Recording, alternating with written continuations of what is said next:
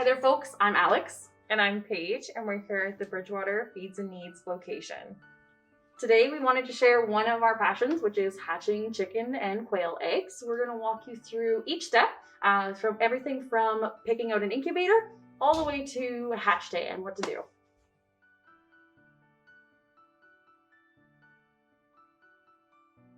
The first step is choosing your incubator. We have a few different options here in store. The first option would be the 2-pane, the circulated air. The next option is the one that we currently have our eggs hatching in, full window circulated air. We also have the next step up, which is the Genesis. That has the full window circulated air and more options.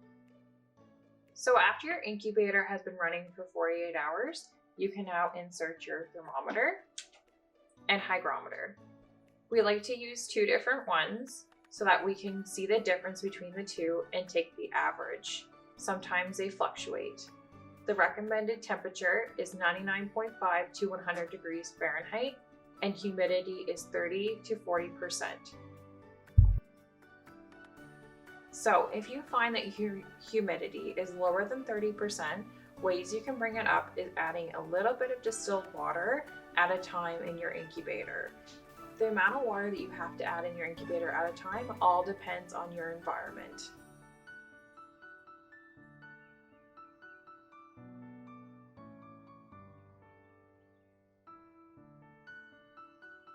So there's a couple things that you want to look for from an egg when you are going to select the correct ones to hatch. So a couple things would be the size.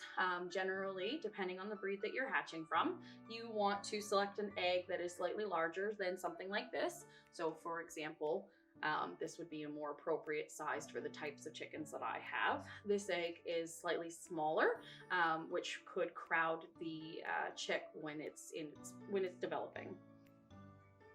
So another thing that you want to look for would be a clean egg.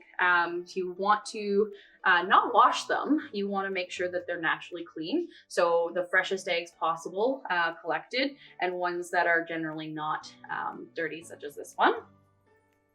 So another thing that you want to look for would be the shape of the egg.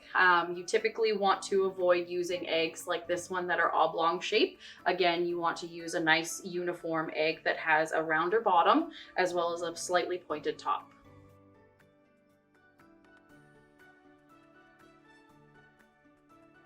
So once you have found your eggs, one thing to keep in mind is that while you're storing them during collection, you want to make sure that you keep the pointed side down. You can put this in a carton, or you can put it in your egg turner directly. Typically, you would only want to collect eggs for up to 7 days. You want to use the freshest eggs as possible.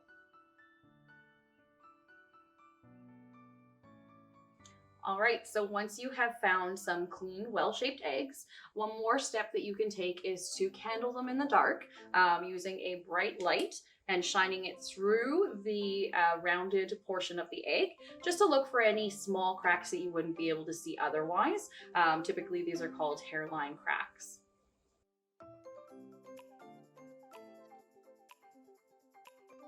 All right, so now you have collected your eggs and you are ready to set them up in your incubator.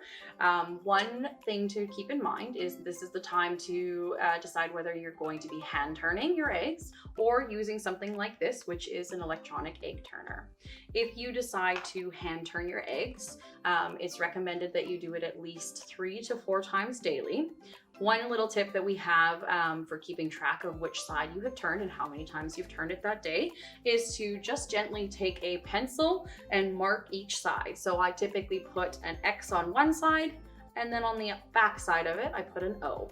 That way, each time I turn, I can keep track of which side has turned up. Either hand turning or using an electronic egg turner is really important because you want to keep the embryo that is developing into a chick from sticking at one side or the other.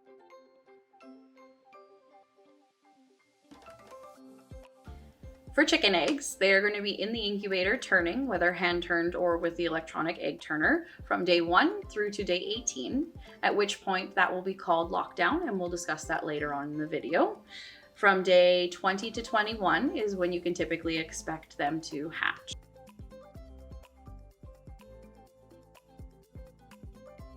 For our quail eggs, they are going to be in the incubator, either being hand turned or using the electronic egg turner from day 1 through to day 15.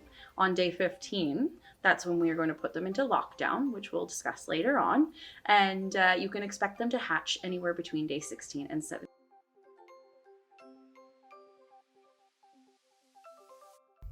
All right, so now we have let our eggs turn for 7 days.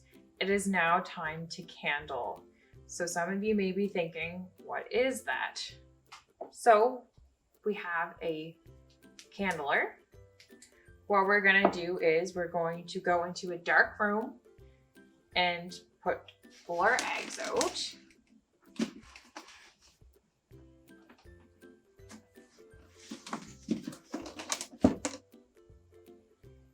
Face the pointy end down, turn the light on, and put it on the blunt side.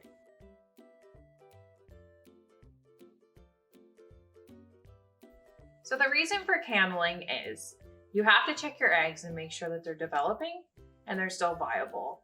Any eggs that have either not developed or has stopped need to be removed from the incubator. The 3 main things you want to look for when candling is blood rings, viability, and development.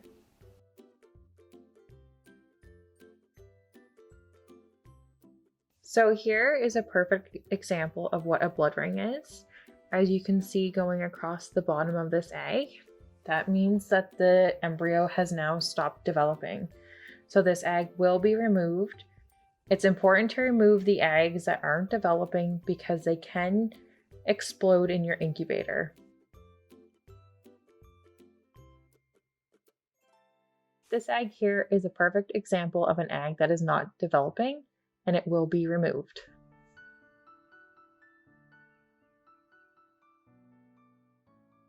This egg is a perfect example of a nice healthy chick inside. As you can see its eyes rubbing up against the shell, and it is very active. This one here will be placed back inside the incubator to finish developing.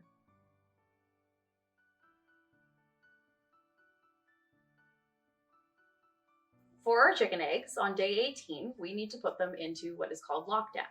Essentially, lockdown is preparing the conditions in the incubator for the chicken eggs to hatch.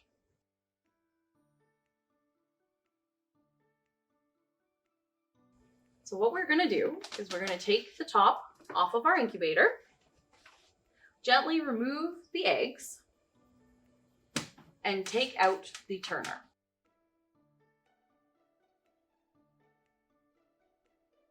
Now that you've removed your egg turner, you want to add a little bit more of distilled water so that you are reaching the ideal hatching humidity of 50 to 65%.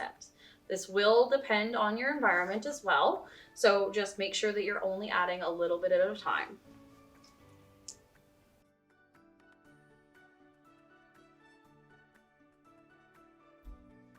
One thing that I like to do is provide a piece of non-slip shelf liner for the chicks, big enough to cover the entire bottom of your incubator.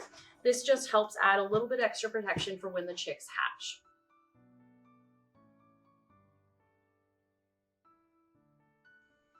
Then you are going to gently place your eggs on their sides back in the incubator.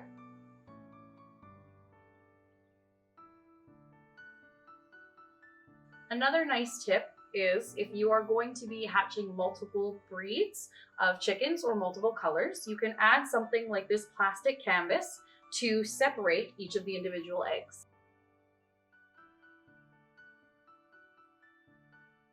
Now that my eggs are in the incubator and lockdown, it's very important that I do not open the top of the incubator anymore. Sometimes you may have trouble reaching that 50 to 65% humidity that is needed. So one nice tip is to take a syringe and a piece of tubing so that you can add water. You can slide it through one of the vent holes and add water this way instead of having to open up the top again. The eggs are in lockdown. It's incredibly important that we maintain a consistent temperature and humidity, and that is why we do not open up the incubator top anymore.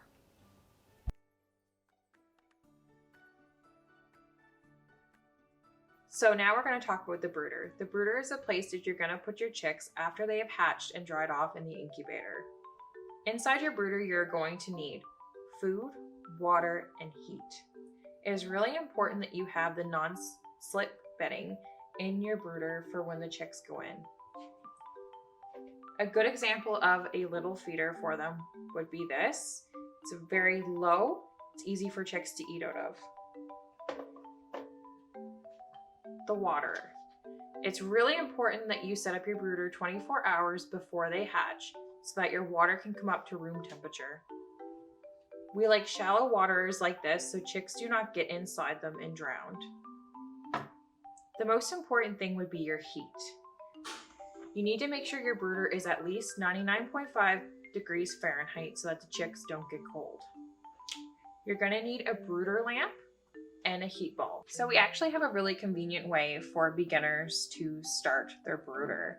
In this kit, we will have everything you'll need to make your own brooder. Now is the day you've been waiting for. It's hatch day. Incredibly important to remember, we are not going to open up the top of the incubator until everyone has hatched, even though we really want to.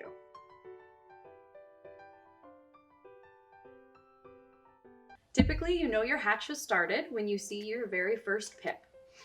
What a pip is when the chick has broken through the inner membrane into the air sac of the egg and then has used their eye tooth to chip a tiny hole or crack into the shell. It can take up to 12 to 24 hours after you see the first pip for the chick to actually break free of the egg. During the 12 to 24 hours, the chick is going to unzip in the egg. What that means is they're going to use their eye tooth to chip through all the way around the outside of the egg shell. Once they have hatched out of their egg, the chicks need to stay in the incubator to dry off. This can take up to 24 hours. You want to make sure that your hatch is complete before you take any of the chicks out of the incubator. You may worry that they want some food and water, but don't worry, the chicks can survive up to 48 hours in the incubator off of the yolk that they have absorbed before they hatched. Once you are sure you no longer see any pips in any of the eggs, or all of the eggs have hatched out of their eggs and are dried off, that is when you can open up your incubator and start moving them into your brooder.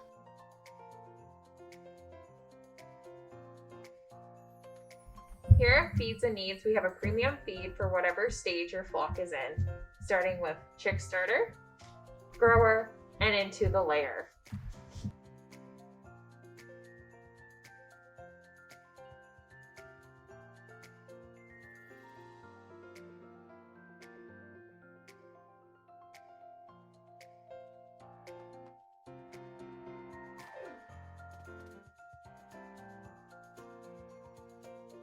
Thanks for watching.